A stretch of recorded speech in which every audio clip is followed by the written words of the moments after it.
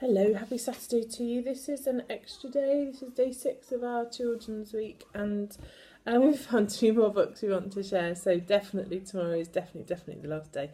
So 2 today and 2 more tomorrow, just because there's so much wonderful stuff out there that we want to share, and we want to do this more often, really. So book 1 is actually the second book, and I've reviewed the first one. So I was really excited when Mitch contacted me about reviewing this one. The colour, I'm afraid, still isn't fabulous. So this is the Dark World saga, and this is book 2, The Iron Citadel, and book 1 was called Wizard's Key. And so this is excellent young adult fantasy. It is a group of 3 children living in our world, teenagers. And I'm just trying to get the cover up here for the next one. And they find a sort of magical door and a magical key. And in the first book, they go back to this place called Illyria. And what I love is that Mitch has put a map in. I like a map in a book. And they discover various things about themselves and various things about this world.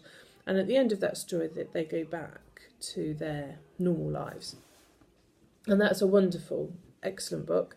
And so in the second book, they're called back. They're kind of requested to go back because it turns out that they are a very important part of a prophecy about how Illyria will survive a war. And it's another excellent tale. It's beautifully written, carefully written, wonderful detail, wonderful imagery.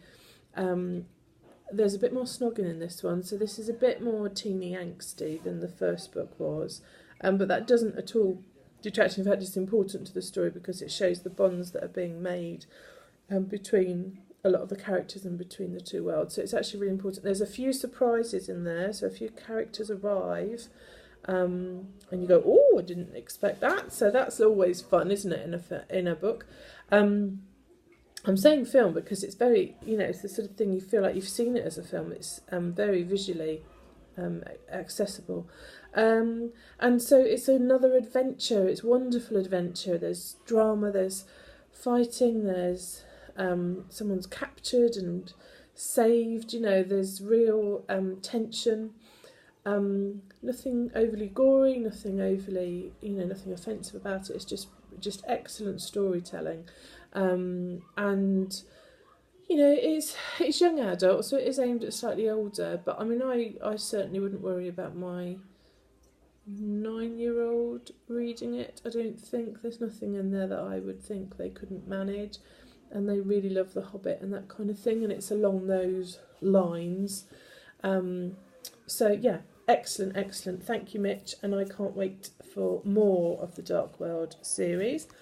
And so the next book, which I think fits really nicely with that, and I reviewed this a while ago, but Amazon, they do what they like, don't they? And they've been taking down a lot of my reviews. I don't know why. So I'm going to do it here so I know it's happened, and I'll try and write another one as well. This is a really unusual book. You're not going to get the glory of it, I'm afraid, because of my poor lighting. This is called The Cautioner's Tale. And this is really interesting because it's visually so unusual. So it's a murder mystery. It's won lots of awards, as you can tell. It's the pages of Mary Morgan's journal. So I'm just going to show you a couple because it's quite unusual. So the pages actually look like pages of her journal. This is the whole way through. I don't want to give much away, but I want you to see. So it does look like the pages of a journal. And so it takes a little while to get used to reading that. I struggled at first, particularly on the Kindle because it's quite small. But you get all of this information and all of these little clues, and it's just beautiful. I mean, the hours it must have taken to put into this format. So it's magical, really. It looks exactly as you would imagine a diary would look, a journal would look. It's got all these little cuttings, it's got little pictures, and the story is kind of slowly revealed through these documents. So you feel like a historian, you feel like you're the person finding these documents, and you wonder what Mary was doing when she wrote them or when she came across them. It's absolutely glorious. And I would seriously, it's by R.M. Wilburn, and I would seriously suggest that you take a look, because it's just so unusual.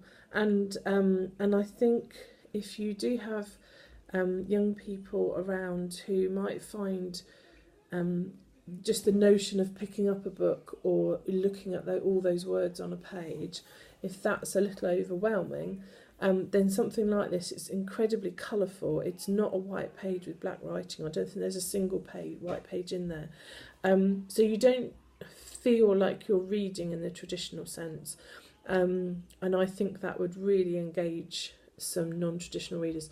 I also think it would be very engaging for adults who are coming to reading later in life, and again might find the concept of a book something quite off-putting because their experiences perhaps haven't been fantastic thus far. And so a bit like the quick books, which are just such a fantastic idea, this I would put in there as well. You know, something fun and silly and different might just break the connection, the negative connection people might have to traditional books, and this might be a way to get around that.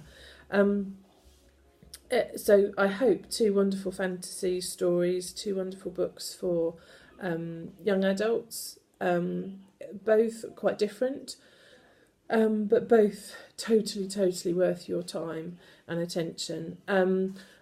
I'll link to the review for Wizard's Key, which we've already done, and as I say, we're going to have our definite last day tomorrow. It can't go on after tomorrow, but I think we might do something specifically for children, perhaps in the February half term as well, because I've really enjoyed doing this, and we've had some really lovely feedback about it. So yes, that's it for Saturday. Have a lovely time.